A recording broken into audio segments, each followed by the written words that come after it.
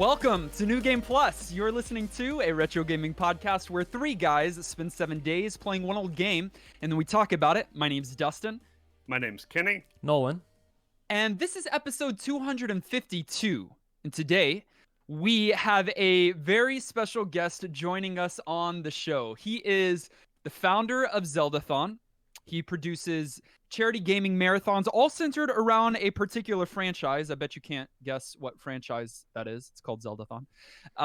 Since 2009, he has helped raise over $2.5 million for great causes around the world. He's also a YouTuber, a Twitch streamer, and we were talking right before we pressed record, an executive producer of the World Global Summit, something like that. We're so glad to have him here today. Will you join me in welcoming MC to the show? Woo! Hey, welcome. Hello. Welcome to me. welcome to you. We're so glad to have you here. Will you take just a moment, MC, and introduce yourself to our viewers? Yeah, no, you pretty much nailed it. So I've been working with a bunch of my friends over the past 10 years. It all started with basically saying, hey, you want to play some games over winter break for charity? It's like, yeah, sure. What do you want to play? It's like, Zelda's cool. And oops, 10 years later, we're still doing it, except now we have like a team of 100 people instead of just, two fellas and a CRT, you know? Oh my goodness. Where was the first venue? Your house? What was the first venue for Zeldathon? Oh, the first venue, I was what, 15, 16? Oh, okay. I was just in my bedroom in my mom's house, Got it. Man, so that's amazing. So at the beginning of our show, when we have guests on, we like to do a series of rapid fire questions, largely unrelated to gaming, largely unrelated to one another in regards to the questions. The goal would be to not think too long on any particular question, but just to kind of answer with your gut. Are you down for the challenge? Lightning round. Yes, lightning rounds. You good for it? Oh, absolutely. All right, we'll start with favorites. What is your favorite movie? Oh, God. You start Back to the Future? Okay, no, that's good. That's Good good. answer. Your favorite anime? Hunter x Hunter. Favorite hour of the day? Oh, 2 a.m. Favorite room of your house? This one, the studio. Purple. Favorite holiday? Crimbus? That's cheating. What is your favorite book? Harry Potter and the Goblet of Fire. What Harry Potter house are you in? Ravenclaw. What is your favorite video game console? Switch. What Me too. is your favorite Final Fantasy? I haven't played them. Any of them. Oh, that's sick. That's rare. Which animal brings the most joy in your life? Rabbit. Hey, me too. How would you rate your karaoke skills on like 1 to Mariah Carey? Wait. 4 unless it's Stevie Nicks, in which case 7. Christmas is your favorite holiday. What's your favorite Christmas movie? Home Alone. Me too. What is your favorite Lego creation that you've ever built? The Lego NES. It's behind me. Amazing. Do you have any tattoos? Got a Triforce on my hand. Do you regret any of your tattoos? Oh, absolutely not. Do you want more tattoos? Not really. I'm good. What is your least favorite Zelda game? Triforce Heroes. And which Zelda game did you stream last night and in under 8 hours beat entirely? The Legend of Zelda: The Wind Waker for the Nintendo GameCube. Oh, That is what's up. So join us as we talk about our retro game of the week with MC, The Legend of Zelda: The Wind Waker. Overview. For those few of you who, like me, may not be as familiar with Wind Waker as you probably should be, this is a Zelda title that follows in the, shadow of Ocarina of Time. Probably a more known title. This one's also big. A well-loved title, though with a little bit of controversy controversy is probably not the word, a little bit of divided opinion about the direction that graphics were taken. But you find yourself as Link, or a Link, Spoilers. however that works. Unsurprisingly, I'm a boy, and when Nolan did his first play, he was Ken. I was Ken. What? I wasn't Link. you guys didn't go with titular on this one because of No, story? I went with Link, but that's a part of the story. Here's the thing. Can I say, I know we're just into this overview section, but I need to clarify for all of us that I had never played this game. Somehow I largely missed Zelda growing up, except Link to the Past, which was one of my favorite Zelda titles. And so I'm playing through this game this week. I still don't know the fullness of the story. I can take guesses. Some of it's not difficult, but one of the things here is that you can name that boy at the beginning, which I guess you could probably do in the others. Of course. Yeah, you always can. Smoking. Almost. Not always. Most of the time. Usually. So wait, two of us have not played this game. Kenny, you've never played the game Right. either. Yeah, this was also my first experience playing this game. So, Nolan, we know you're a Zelda boy, Yes. and obviously, if anybody overshadows you with their Zelda-ness, they're joining us today. But Dustin and I both hadn't played this one. I'm like Zelda Light, played Ocarina of Time, and then jumped to playing Breath of the Wild. And Wow. MC, just to give you a little bit of frame of reference, like I said, I played Link to the Past. A few episodes ago, we actually went through Ocarina because our producers pulled that game for us in something special that we did. And so I had never played through completely Ocarina of Time either. So I did a full blind let's play of that game. So here on the heels of that, I'm experiencing Wind Waker for the first time, which is You're ridiculous. getting a really good tour of the series, honestly, and I'm really glad. I mean, if you're having a Link to the Past, Ocarina of Time, Wind Waker, you're hitting all the all stars in my opinion. If you're like me and have jumped from Ocarina of Time to Breath of the Wild, you will find Wind Waker sits right in the middle as a bit of a bridge. Some of the other titles may also be part of that bridge. I'm certainly not as familiar, but I walked away this week surprised how much gameplay from the most recent Zelda and gameplay from Ocarina of Time, which we just played a couple of weeks ago, is the evolution between the two is really shown here. Dustin, you talked about the story not being too unwrapped, but it really does a great job of breaking down the story right away. Your character is in this culture that the whole Triforce legend is old lore for them, and these are things that happened well in the past, almost forgotten, but is sort of culturally wrapped up in I don't know, their idea of what a hero is. And it is your character's birthday. He is coming of age, becoming a man. And this culture celebrates that by donning green forest garb and talking about what it means to go and be heroic. And you're immediately, unsurprisingly, thrown into your own adventure, where despite being on an island, uniquely enough, you've got to quickly go save the day. You guys didn't And do that so- on your birthday? I mean, I make a point of adventuring most birthdays. Green clothes? No.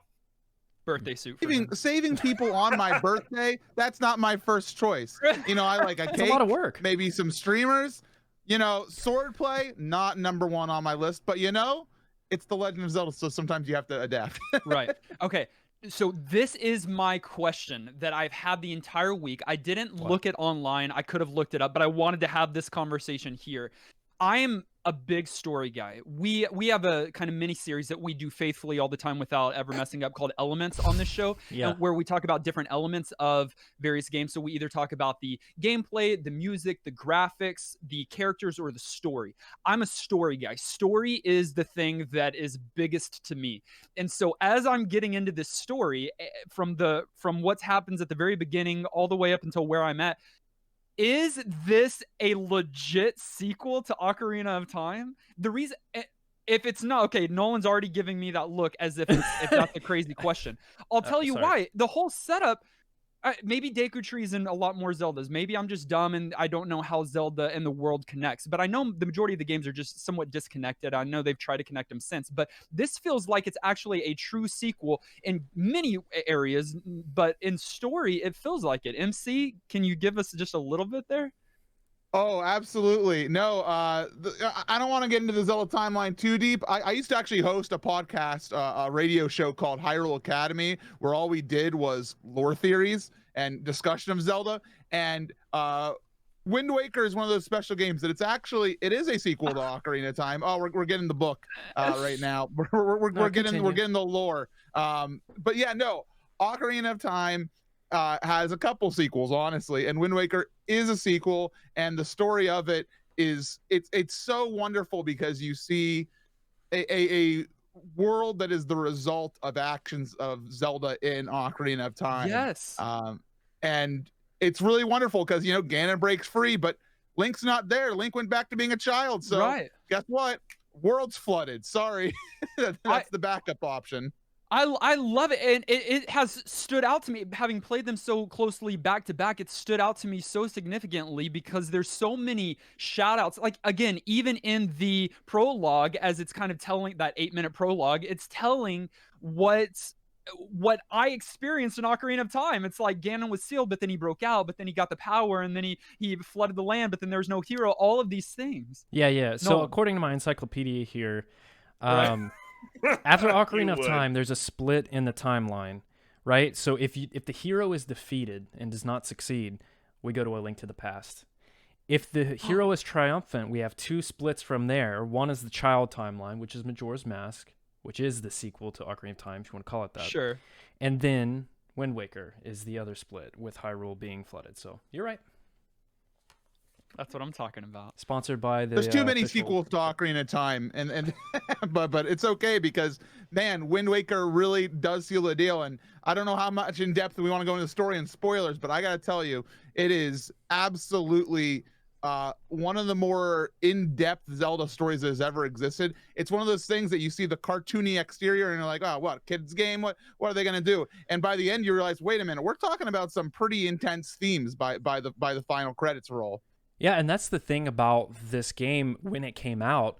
I remember everyone scoffing at the graphics because we just came off the heels of Ocarina of Time and Majora's Mask, which are the darkest in tone, I think, in the series up until that point. And so, and more realistic looking graphics. And so you get this game and everyone was like, seriously? But I mean, I was all over it. Is that the sole reason why it was so critically received at first, because of the graphics? That seems like such a weak reason for fans to not have enjoyed it. In hindsight, it sounds weak, but at the time, I know that at least in part that was a lot of the opinion, was that this is a strange turn. Y'all had something amazing going. Why this? And now I think most of those people that had that opinion are eating those words and absolutely love this game. But that's just a guess. It's the heart of it is very Zelda, but when you look at the surface of it, cel-shaded graphics with a completely different style, and then this kind of unique island setup where you're floating around on a boat from place to place. The gameplay also was pretty dang unique. MC, and I feel like, yeah, I got it.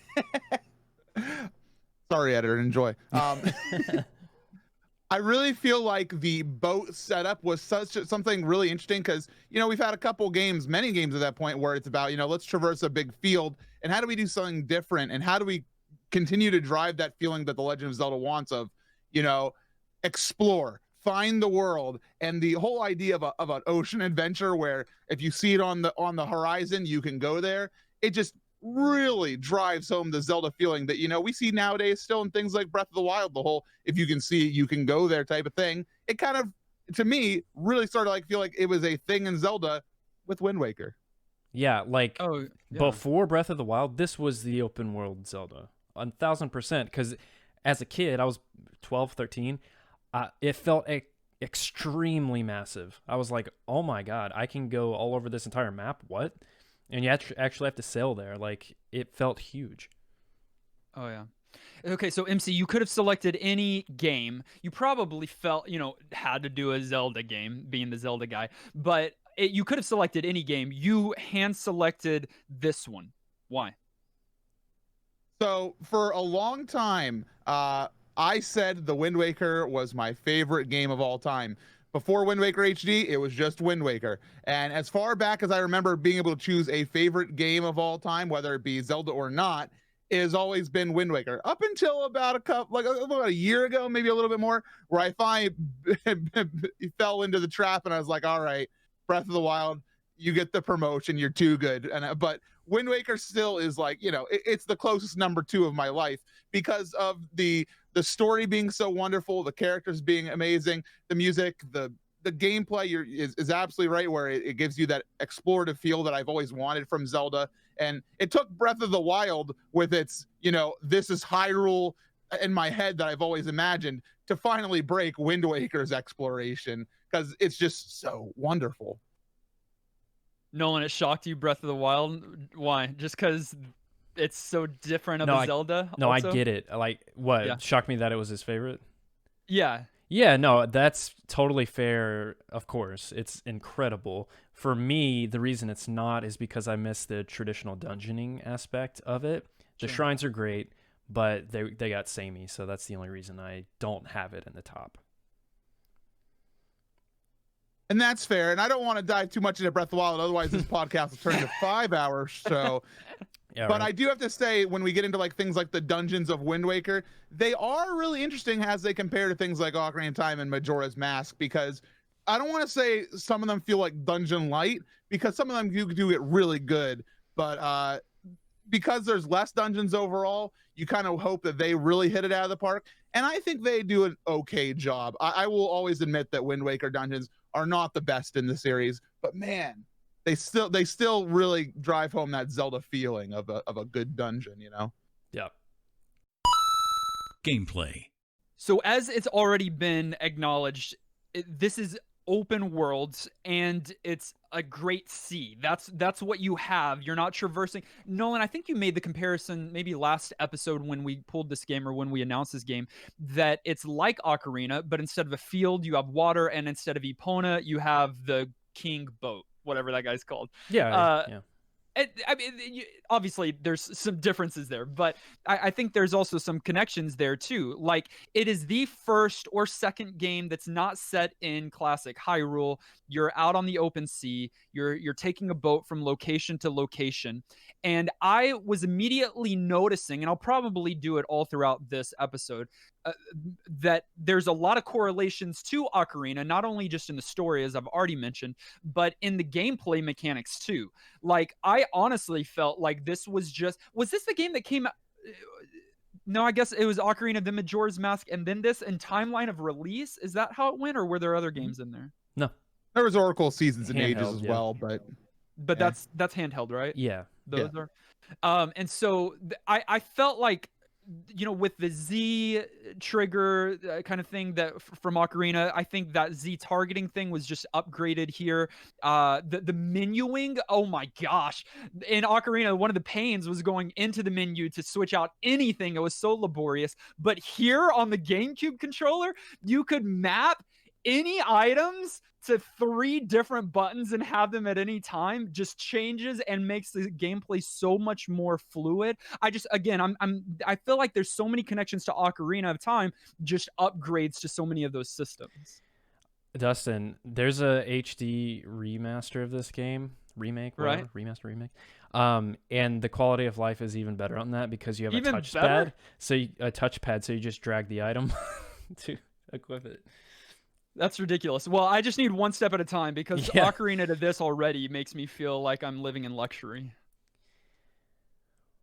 Well, to me, like, yeah, it's not a Pona, it's a boat. And A because talking of boat. that, a talking boat, yeah, that's important to say. You're talking to this boat the whole time. But the exploration, and we mentioned it in overview already, but like it's worth getting into a little deeper with in gameplay.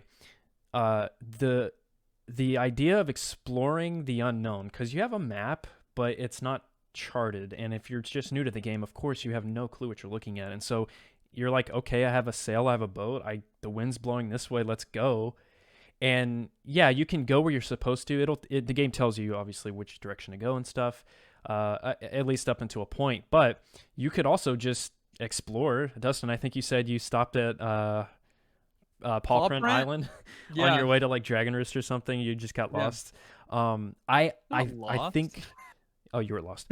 I think that aspect of giving the player that freedom is also kind of new when the game came out. I mean, because Zelda's fairly linear, not as linear as like Link's Awakening is straight up like, hey, go to this part or like go 2 tiles right. It tells you exactly where to go.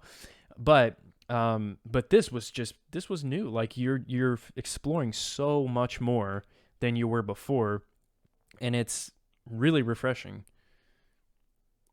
I guess kind of a question I would have for especially our newbies like Kenny here, how much exploration of the world did you do? Did you keep yourself to the game's story, or were you out there finding pieces of heart? Were you out there finding spoils?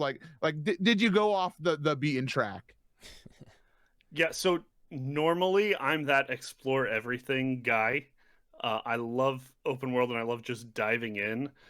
The nature of, and this is just 5 years of feeling like I need to shove as much gameplay into a week as I can, of having a podcast about this with bigger games. I'm not Dustin, who is a notorious guidebook character person. That's what's up. Guidebook character person? Yeah, I don't know how to say words. Everyone knows what I mean. You don't play games for yourself. You just follow along from other people who've played it. Ouch. Yes, I think not highly of it. But I was that guy this week. I wanted to get far, to see some dungeons, to kind of progress the story as much as possible. And so I didn't just set off into the wild blue, even though I really, really wanted to, because it calls me. I've got a little bit of Moana vibe going on with this with this open ocean world. So I used a guide too. I would feel so overwhelmed, I think, if I just like picked east and started going. And I wonder, because I didn't. I mean, obviously I didn't beat the game this week. I can't possibly beat it in 8 hours or less than like you did last night. But if you do just set off, are there things to do on like, can you actually, because on a lot of ocarines, on a lot of Zeldas, they are Metroidvanias, in the sense that don't say they that. hate when I say that. So in the sense that you get items and that allows you to do what you need to do in the open world or in the world. So I would imagine that to get on certain islands you need an upgrade, or you need a certain item. To get on certain islands you need a new item to progress. Are there things to do if you just set out in the ocean at the beginning? At the very beginning, it's probably a little bit rougher. You're right that items do unlock more things, obviously.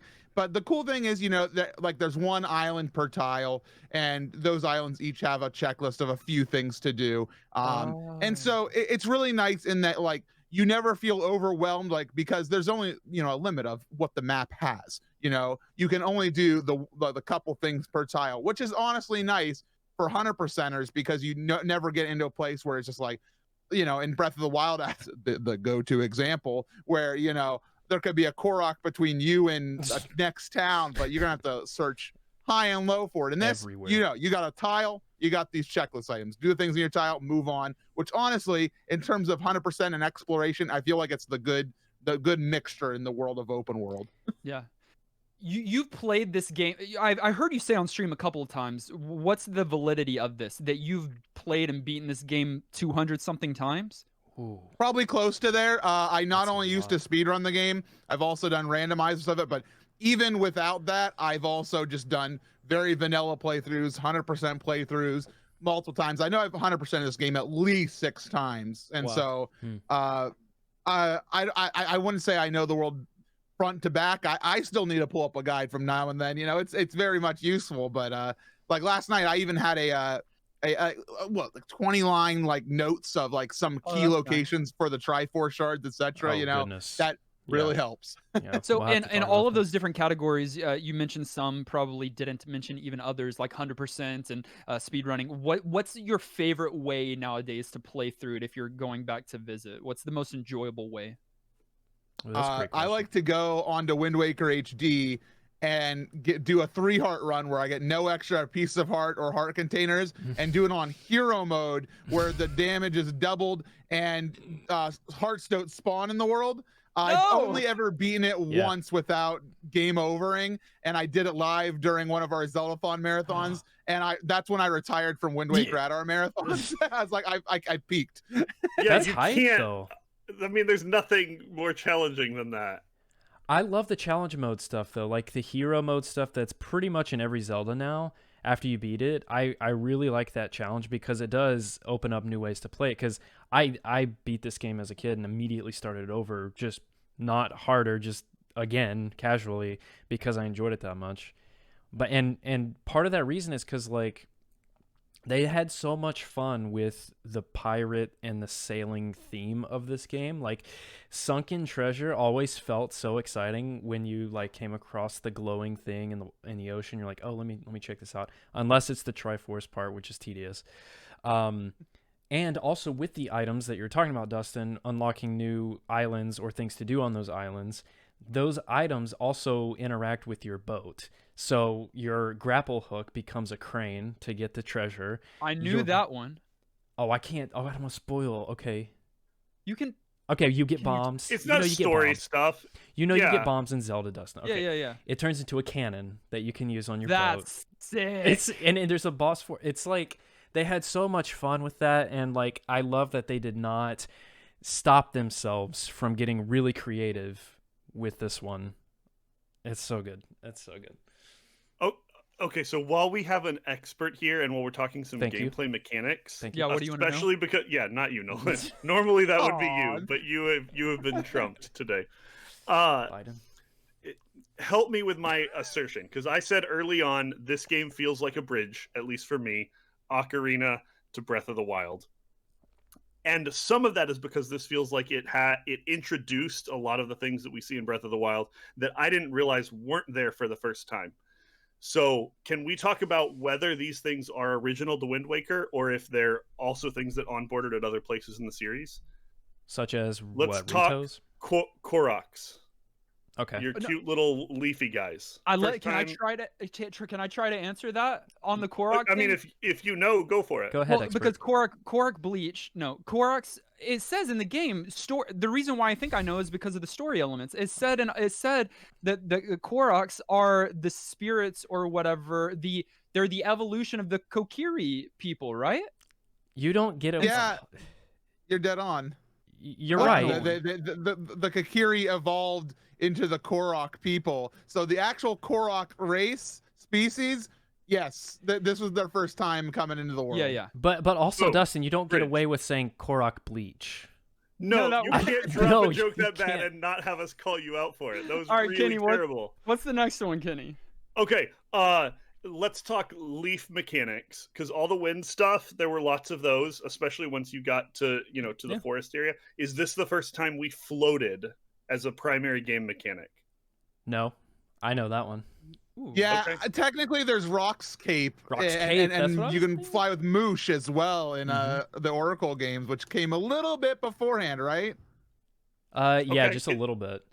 Rock's Cape was like a double jump that you got in Oracle of Seasons, and if you want to count the feather, you got a jump in Ages. And- But This is Yeah, the there's- most traditional first time we get a glider type mechanic, but Right.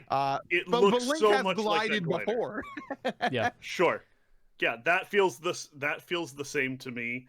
And that was just like the little bit of time we had played. The open world nature of it feels really similar. Again, some of the other Leaf stuff everything I saw, I went like, that's a little bit OOT and a little bit of Yeah. where we ended up in Breath of the Wild. Vendors and races and everything. And I don't know. I just was super impressed that some of the things I loved started here, and I hadn't realized that fact. I think you are very much correct.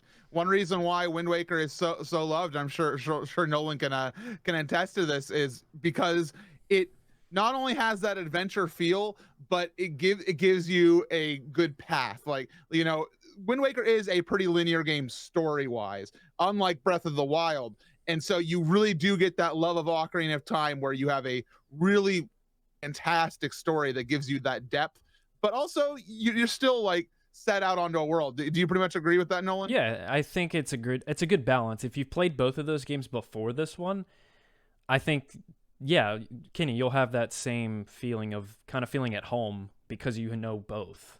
Absolutely. The Yeah, that's enemies cool. looked like somewhere right in between in terms of mechanics and the look of them. Yeah. Picking up weapons, like it was a little bit OOT, but a little bit, Oh yeah. you know, it's not like breakable weapons, but you can pick up enemy weapons, which is new to me. The chicken There were leg. just so much that this was the transition, and it was really fun to discover that this week. Okay, before we move on, I do want to bring up the dungeons. And MC, you said that you had a thought on that as well, because Breath of the Wild did not have traditional dungeons. It had shrines, and it has the guardians. What are they called? The big guys. Divine Beast. The Divine Beast. And those are dungeons, but to me, they felt similarly themed. And in this game and many other Zeldas, your traditional dungeon is you have like a fire temple and a water temple. And in this game, how many total? 1, 2, 3? Is there 6 technically if you count? It's 5 and a bit if you count Forsaken Fortress and yeah. Ganon's Tower. There's kind of like, those are kind of like 0.5 dungeons. Yeah. You get 6 if you add the 2.5s. So you don't go into as many dungeons as you do in other games. And so, to me, I've always remembered them, and this week I still agree with this. I've always remembered them being kind of sprawling and large. Yeah. And which is kind of representative of the massive ocean and world that you're in. They're just really nice breaks in the game of like, okay, I've been doing a lot of grinding and task doing out in the world, and I'm ready to kind of get cozy inside of a dungeon, and then boom, you get placed into one, and it's perfectly on theme. Dragon Roost Cavern is the perfect dungeon. I think it's the level design is perfect at teaching new players, and if you're like a veteran, you'll still find enjoyment out of it. It's so good. I think there's some controversy in terms of Wind Waker's dungeons in the Zelda fan community. So Dustin, you said you're a fan of Link to the Past, right? Yes. So A Link to the Past dungeons have a lot of keys and a lot of doors, and you can kind of interchange them. It's kind of very classic, you know, NES, SNES Zelda. However, in Wind Waker, for at least the first 3 dungeons, if you get a key, it pretty much is going to one door. They're like the dungeons are more linear. There's no, you know, ooh, do I open up this door, or I know about this one, and like it kind of boxes you in, which some people really dislike. But I also think that it is a aid to the gameplay, and that it gives you a kind of a guided tour of the world that they wanted to make. And again, that can go both ways. So I don't know how you feel, Dustin. I know you didn't fully complete Wind Waker, but how do you feel about that as a mechanic? Do you think that having more keys and more exploration and dungeons is fun, or do you kind of agree with Nolan, where, you know, having these sprawling tours almost of a world is better? 1000% the latter. One of my least favorite elements of Zelda is actually probably one that most fans really like. The getting lost in a dungeon, not knowing your way around, having to scour every corner to find something to be able to progress to the next room. That's my least favorite part of it. And Kenny loves it, Kenny. apparently. I do.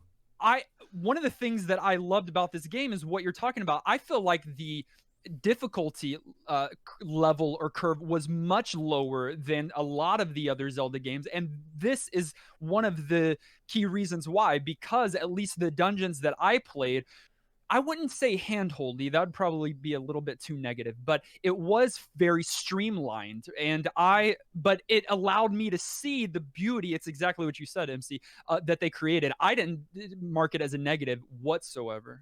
Yeah, it's definitely somewhat linear, but there was also still enough puzzle solving and enough moments of, oh, that's how that works, that were Oh different yeah. from one to another, and them being creative with giving you new mechanics and then making you use those mechanics in novel ways, that I still felt like I was figuring stuff out.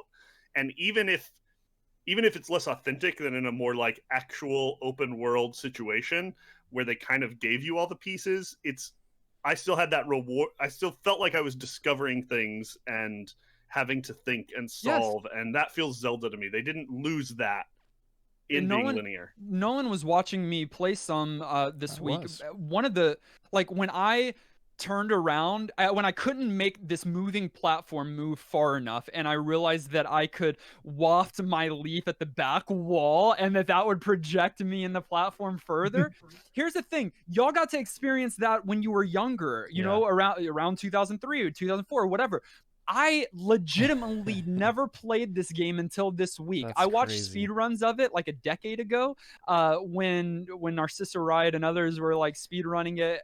But you don't see the majority of the game. You see Yeah. Quick like flying across the ocean and just ridiculous stuff. But so I'm learning it new, and when I finding out those mechanics are all the reward I need. So I love the dungeon system here.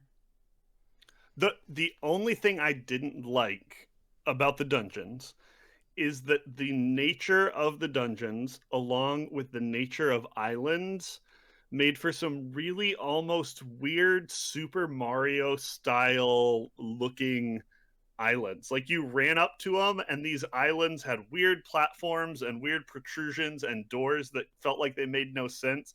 And I get the video game of A it, and I platformer. don't mind that, and it worked fine as like how you play through the dungeon.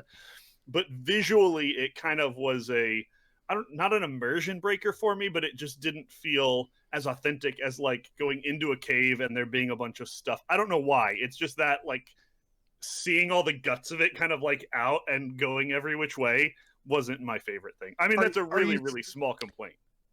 are you saying that you kind of felt the game nature of it? You saw the platforming that was there. It didn't feel quite like a real space that existed. It felt like the Forest Temple in Ocarina of Time is very much a really nice, in-depth, atmospheric type of place.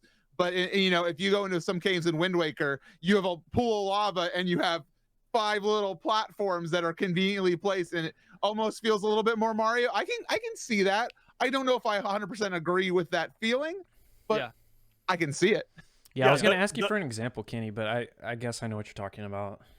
so like that first island you're on seems pretty realistic. There's homes and there's houses and coves and a big Sure. forest on top, and Yeah. it looks like a place people would live. And then when you're going in to do the rescue, you go into this forest, and it's a forest, and it kind of all makes sense. Then you move on, and you immediately have the weird searchlight area where like you can see the whole dungeon, and it's all open and Okay. exposed, and it I just see what felt you a mean. little, that piece of it felt a little contrived. I don't think they had any choice, and I think given all of the elements they were putting together, it works fine. And I'm not actually complaining. It's just a little It foreign. just Yeah. yeah, not my favorite thing. Gotcha. One last thing before we move into aged is we've got to talk we've got to talk about the name of the game. Instead of the ocarina this Oh, of time, you course. have a little wand we haven't even mentioned, called the Wind Waker, correct? That is the Wind Waker. Mhm. Yeah. Yes. And it's similar to the ocarina system, where you play a song and it controls certain environments. I don't know. I imagine at some point it warps you. It has different controls. Maybe it's just the wind control. I don't know. But this one's a little bit more rhythm and time based. Did y'all like that compared to the ocarina? Do you like that system? Does it work for you? MC, you go first. So hold on, let me gather my thoughts here for a second. I'll let the editor do some work. It's just different. Like, I remember when I first played it, again, younger, I stared at it for a really long time before I understood what they were asking of me. I was Yeah. like, wait, what am I timing? But you can hold. And you can change it from 4/4 to 3/4. I was like, wait, I'm not a music major. Right. I can't do this. But you can hold the direction. So once you get it, I like it. However, I don't like it as much as the ocarina and the songs that you learn in ocarina and how they're like, they're in your inventory and like they each actually have a melody and then turn into this beautiful arrangement when you learn them and every time you play them, and they fit tonally. These don't really have a tone to them. Some of the later ones do, I think, with when you learn the one for like the Earth Temple and stuff, maybe those feel like Earth Temple-y or like where you are in the game, but like Changing the Wind is just kind of like a little jingle. I don't know. And it's interesting because you're right in that in Ocarina of Time you had an instrument, and in this you kind of have a gameplay mechanic wand, which at first you might be like, oh, well, that kind of sucks that it's so downgraded. But I kind of like it just because you're able to do it faster. Like I remember, one of the most common complaints about the Water Temple is you have to play Zelda's Lullaby. It plays the whole 30 times cutscene. It takes a nice long 20 seconds just to change the water level. In this game, and especially in the HD remake where they even shorten the cutscenes more, it's da da da, change the wind. And it's nice and easy, quick, and you also don't have to remember a whole medley, even though it's like, whoa, 3 notes instead of 6, big whoop. It makes a difference in quickly, getting those songs and mechanics out there. And I like the Wind Waker. I think it's a cool, iconic object. It's not as creative. It's not as fun to doodle around with as the Ocarina ever was. Hey, if we're gonna have a game mechanic wand, it's unique, it's different, and the idea that you're conducting the gods is such a, it's a cool world mechanic and story bit. It's nice. Aged. I'm gonna say something, and it's gonna be really eye roll, but get over it. I genuinely do not think this game has aged negatively in the slightest. Not even one aspect. I can't even not name even one aspect. I can't even name one. I promise you. I agree with. Let me just say before he you said say not your even one thing- aspect. You used the Miiverse to communicate with someone else this week. Oh dang! No. he did pull out something. We played the GameCube original. We It's played the retro GameCube podcast, original. Oh, that's right? true. That's true. I didn't touch my Wii U. You didn't have any of that. I didn't touch my Wii U this week. I played the GameCube version. Wait, but there were other things like that latch I was trying to go down into. That's a Hall of Fame or a Hall of something. Aren't there other things that connect to other consoles or something like that? The game connected to the Game Boy Advance with a cable. Right. There it is. And you didn't do that. No, Either that's way, you wouldn't tingle expect tuner. someone to still do that playing the game today. Either way, I will your get out my point- Game Boy Advance and tell you it still hasn't aged. Your point is that this game hasn't aged in the slightest, and I 1000% agree with that. Okay, forget the remake, right? Even playing the original GameCube version this week, I was still in awe of the graphics. I was like, how is this game 17 years old? 18 years old. What? It helps that they chose to go with a Cell shading graphics. cell shaded graphics, absolutely, because that's when you're going for a cartoony look, that's not going to age. You're not going to go back to it and be like, oh, this isn't 64 polygons or whatever. It's just going to have the look that it's going for. Whether people like it or not is, a whole another ongoing conversation, probably one we should have a little bit, but you're right. It hasn't aged tremendously at all. It's easy to pick up and pretty intuitive. MC, why am I wrong? And it's okay. So I'm a Wind Waker defender to the day I die. Right. And it's really interesting. I was It's not your talking favorite about it last night when I was playing through the game for my 8-hour stream there. I was talking about, I was like, Wind Waker is the Zelda game that least needed a HD remake. Yes. It didn't need one. The game looks fine. It's wonderful. Yes. I got 480p. Oh, I never turned off my GameCube. Hold on. It's like over. I've been sitting on the end for 12 hours now or something. I hope it's okay. I got 480p coming out of my console, and it looks great. It looks fine. I got a nice upscaler. You don't need the upscaler for it to look great. graphics wise and gameplay wise, for the most part, I'd say hasn't aged a bit. I think you're right on that. However, to say it hasn't aged badly is to, I think, let my nostalgia goggles wash over me a little bit, because I do think that the HD remake fixed some problems in the GameCube original that were definitely things that haven't aged well, and were more indicative of the times of looking up information in Nintendo Power. Specifically, at the end of the game, you have to recollect the pieces of the Triforce of Courage. And with that, in the GameCube original, you have to collect 8 charts, and then you have to translate those charts for the whopping price of 3,184 rupees to go and then take those charts and find 8 Triforce shards. We don't talk about and that takes a long time. It takes a lot of money. I have a grinding strategy to get those money, but you know, I felt pity for Kenny and Dustin this week. I was like, man, if they get to that part, they're gonna be like, man, even with this guide, I still have to put in a couple hours just to get it, you know, taken care of. What did the HD remake do to mitigate that? You don't have to get as many, right? And the price is slower. There are 3 Triforce charts instead of 8, and the other 5 shards are just hanging out. Yeah. So it reduces the price of 3,184 down to just under 1,200. So it's a lot cheaper. Significantly easier then, and shorter. Yeah. Yes. Yeah. So we're all in agreement this hasn't aged at all.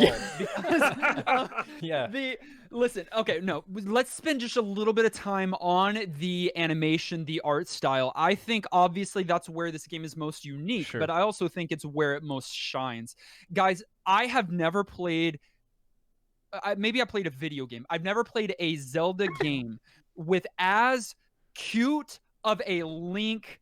He is the cutest kid I've ever seen in my life. From every animation, when he's swinging on that rope and his little legs are dangling, and then when the sidle is the best thing. Is that what it is? Are we talking shuffling on the ledges? Yeah, is that what you're talking about? Kenny, he gets on his freaking tiptoes, Kenny. His eyes go wide, and he scares. Oh, it is the cutest, most adorable thing. From the facial expressions to the body language, everything in this game is done so artfully well.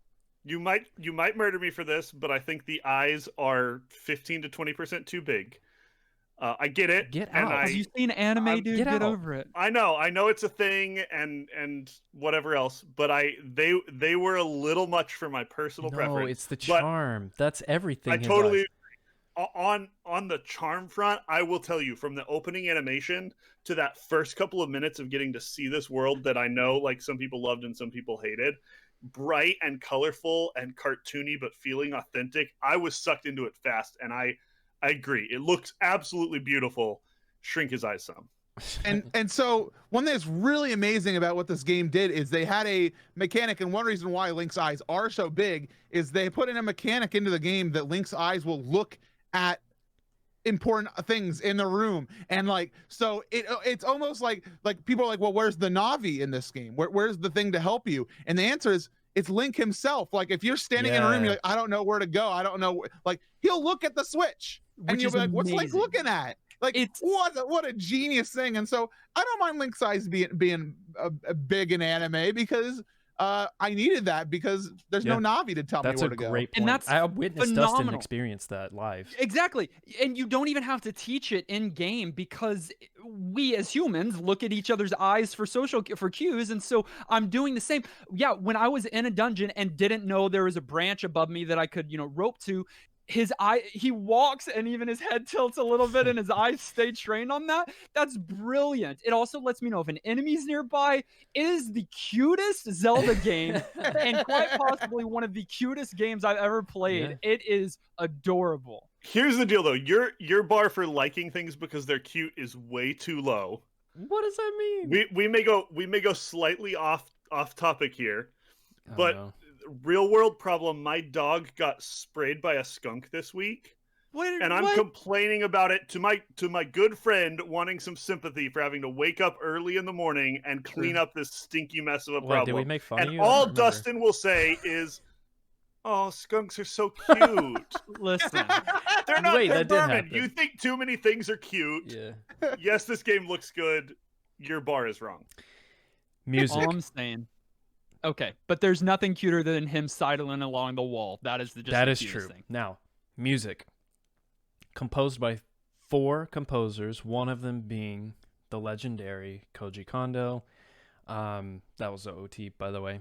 And basically every Zelda, I think. It's masterful. It's so on theme. The pirate theme is so perfect. What is it, a tuba? I don't know. I think it's a tuba.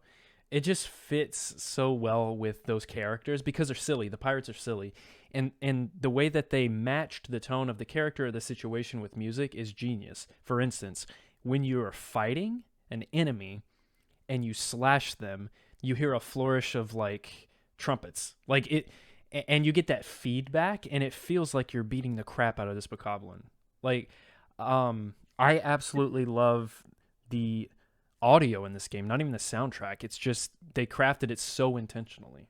It feels some like that game Devil May Cry in the sense of combos are kind of important, and I'm agreeing with you, Nolan. I'm just putting that in the sense of if you get that consecutive hit, the tone of that increases a little bit more to show that intensity that you're kind of getting that combo there. Yeah. I just think, I agree with you. I think that's super creative. Musical stings in the battles are absolutely one of those like little effects that, like, you know, if you think about if that existed in an Ocarina of Time or a Majora's Mask, you're like, man, would that have fit with and it marries to the style of the game where, you know, you're kind of in a little bit more of a cartoony world. You're in something that's a little bit more stylized, and so it really works to its effect. And while there isn't a ton of atmospheric effects in this game as compared to some other games that are more modern, like, you know, Breath of the Wild, the master of atmosphere, but I don't want to go into that. This game's individual music tracks are dead on and they get the atmosphere across. One of my favorite tracks from this game is actually the Earth Temple music, which is, you know, that dungeon's a very spooky, scary dungeon. And instead of having like your traditional, you know, like Zelda dungeon music, you have like woos in the background. You hear like woo, and then the spooky music, and you hear like these like low like bongos, dung dung dung dung dung dung. And I don't know, it doesn't need to have atmospheric effects of like wind blowing because the music gets every bit of the atmosphere across that you wanted. So, you know, you have the pirates, you have like these dungeons, and of course you have the Great Sea, which just feels adventurous. You're right, they nail the music, and I'm a Wind Waker fanboy, and I'm trying not to be too much, but I am going. I will say that I think you touched on it briefly. I do not think that it is as good holistically as Ocarina of Time. I don't either. The game or the music? The music. Well, the music. Okay. We're specifically talking about the music. I just was making like it was a bold statement, and I was making sure I had context to the music. Maybe do we all agree there? I agree, but I will die for Ocarina of Time, so I'm not the one to ask. Well, I don't agree. would probably be the one to ask. You do not agree. I think Wind Waker's okay. Ocarina of Time has more iconic soundtrack pieces, like individual music tracks, but I feel like as a whole, Wind Waker's atmosphere and musical,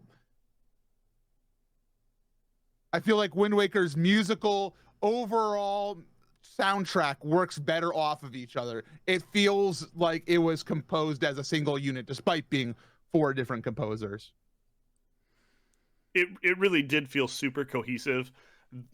I was blown away from the music during that whole introductory cutscene, and then it just kept staying really good.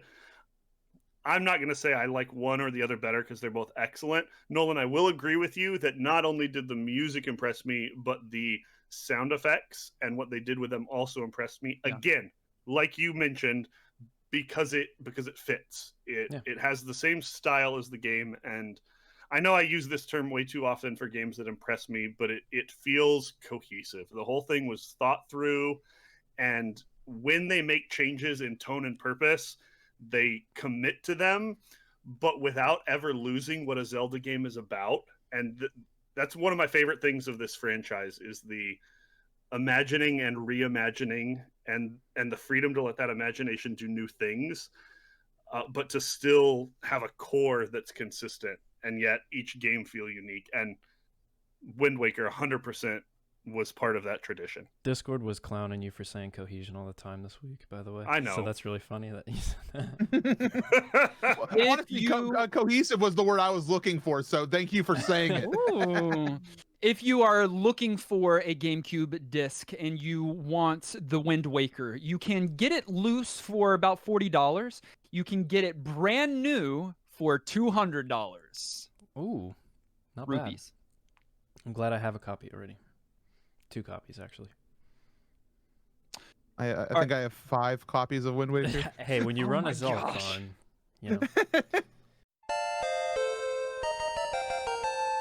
Final thoughts.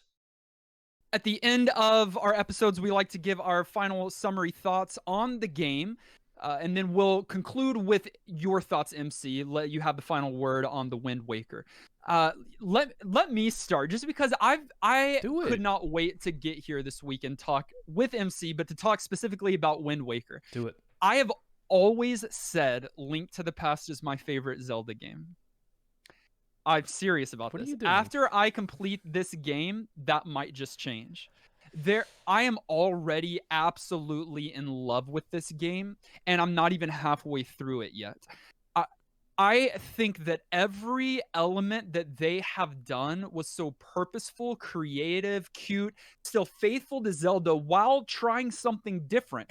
I hate that it got the negative feedback by a lot of people when it first came out, but I'm so glad that now, in retrospective, that there's such a community and people just holistically that enjoy this game, because I just think it is done remarkably well. A lot of the things that angered and frustrated me with Ocarina are not here. And it's so forgiving. It's easy enough that anyone can pick it up. I love it, from the graphics to the animations. I know those go hand in hand, to the gameplay, to the story. This game feels like it's going to have so much of that story. You And have to finish it. I love all of the unique characters. Every character is so weird and unique and lovable. I love every single part of this game so far, and it might possibly be my new favorite Zelda of all time. Wonderful. Wow. I knew you'd like it. I didn't know you'd like it that much, and you're not even close to being to the parts that are gonna make you love it. Yeah. Like, Oh yeah, my you're only like gosh. a fourth of the way through the game or Yeah. less, and so you got a lot to still please discover. let me watch you It's- finish it. Just stream How it. far did you get? What dungeon did you beat? I just beat the Deku Tree dungeon guy.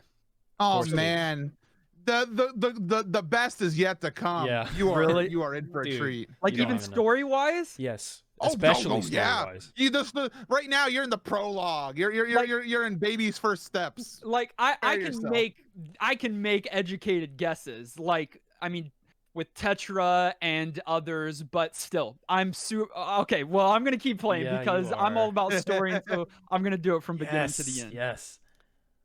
I'm not gonna wax too poetic, though I always wax a little bit. But instead, I will lean on the always faithful pun. When I think about Wind Waker, I'm blown away. Okay. It's so good. So many things that I thought I loved that were original to Breath of the Wild, because I hadn't been in the series as much as I should have, weren't new things. They were things that started here or started along here that were celebrated here. And I absolutely also love this game. Yes. Okay, good. I'm happy then. I was going to be a little worried, Kenny. I'm not going to lie. I thought you were going to come in here with some weird hot take, and I was going to have to rip your beard off. I mean, I don't think it's perfect. Okay, you could stop. It's That, not- okay, it's okay. not gonna be Um, my I- favorite No, Zelda Kenny. game. I think I'll stop that while this I'm behind. game is so impressive because of what Dustin said. They tried something new and something they weren't allowed to do. Let's call it that. Because, like dark, gritty, Majora's Mask. There's this demon in the world that hates everybody for no reason, and they're killing everyone. You get to the final boss, and it's scary. It's scary, actual. And then they did this. But it's such a rewarding game to get through. every beat along this game is satisfying. It's Zelda. It's fresh and it's new, and it has aged perfectly in my mind. I still stand by it. Like, the game's so playable, and I'm so impressed that it came out 18 years ago, and I still can't find a flaw, and I can still enjoy it, and many people still love this game for really good reasons. So if you like Zelda and you haven't played this game, please play it. You have to. It's so good. MC, you've got the final word. So I've always been a fan of Wind Waker. It's the game I played when I was very small, young child, and I didn't quite at the time. I wasn't into game criticism. Like when people came out talking about the cartoony art style, or saying it doesn't have as many dungeons as its predecessors, or they said the Triforce quest involved a lot of grinding. I heard those criticisms, but they flew over my head because I was too busy being enamored by the world. And when we talk about, oh, this game's not as dark as an Ocarina of Time or a Twilight Princess or a Majora's Mask, it's like, yes, we can say that, but without going to spoilers, to protect Dustin's enjoyment of the future of the game here, the story has elements in storytelling about letting go, about looking to the future, about not only the past of The Legend of Zelda, but where the future can lead us. And honestly, it has some of the best dang narrative beats I've ever seen in The Legend of Zelda. There's a reason that from beginning to end, you'll be enamored by the world and interested in what it has to offer. I think that the criticisms it has are valid, and whoever doesn't like it, that's fine. But to me, it's my number 2 game of all time, and only barely not number 1 because Breath of the Wild blew me away too much. But Wind Waker, it's special. The SD version's wonderful. If you can get channels HD, I think it's a little bit better. But man, it's a good game. So to sum it up, we're saying cell shading, we're buying it. Kenny, Is there a pun there? No, there's a pun there. It's all right. We'll get it later. You'll get it on the second listen. Sell and buy. Oh, no. That's bad. Kenny, I know. You did what so I have good to do occasionally. on this guest episode not doing that. MC just delivered an impassioned speech, and then you do that. I mean, it is my job to keep us on our toes and ruin things occasionally. Those are our collective thoughts on The Legend of Zelda: The Wind Waker. But what did you think? Cecil said, hard confession, I was never much of a Zelda fan growing up as a PC kid, so I completely missed all of the games before. The GameCube was my first proper console, so maybe that's why I'm so attached to this game.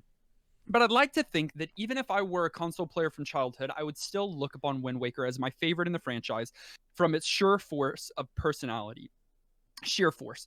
The stylistic visuals, the always amazing world building, and the characters hamming it up to the point where the normally stoic protagonist becomes a cartoon character in all the best ways. This game is just as delightful now as it was on release. GameCube first console. Interesting. I also love that idea of cartoon all the way throughout. Like, they didn't just do it in the graphics; they did it in all parts of it. Sure. I feel like GameCube, like, I didn't own it either. I think it was a slept-on console because it had like this, Billy Hatcher, and other games. Brojim said, That's it. That's all it had. It had those 2 games. It was okay.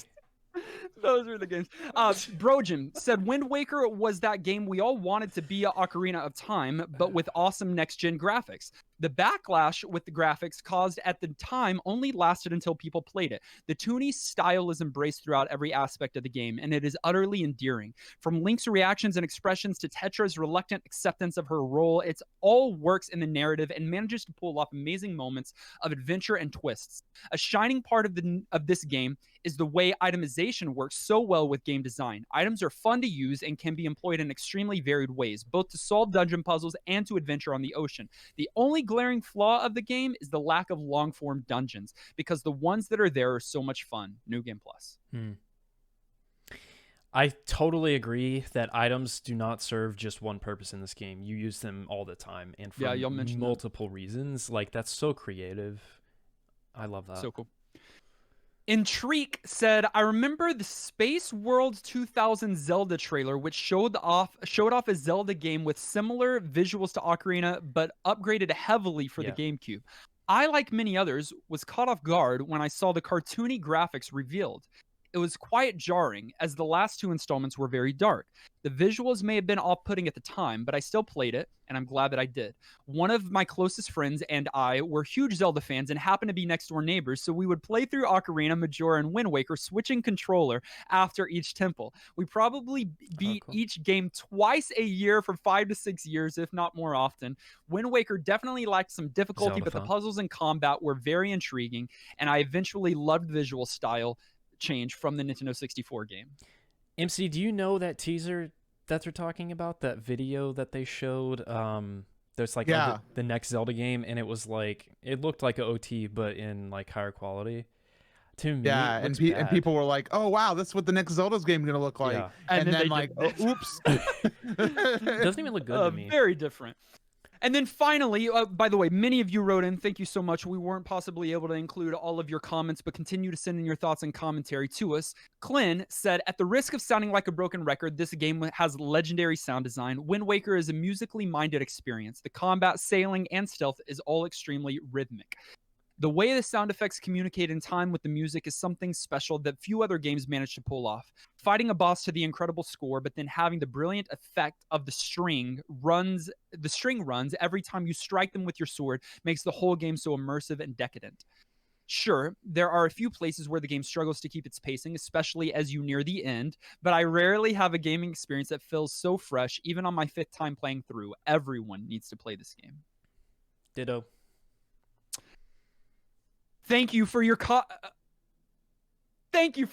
and commentary. As always, you can send in your thoughts on the Retro Game of the Week to us at ngppodcast@gmail.com or hop in our Discord. We've got a commentary channel here. We'd love to include your thoughts as a part of our episode next week. We're about to randomly select what game we're picking next, but I know you haven't taken a look at the list. MC, if there was another game that needed to be on our Retro Master list to be randomly selected at some point in the future, out of all the games, what game would you want to make sure is on that list? I want more Zelda. How about Oracle Seasons and Ages, man? Yeah. Good. We'll make those sure games. Oracle Seasons and Ages, as well as every other Zelda game, is on there. Pretty as sure well. they are all on there. At least When can Breath of the Wild come on? a long time from now. Like 13 years. Yeah. But for now, from that Retro Master list, we're going to randomly select what our next Retro Game of the Week is.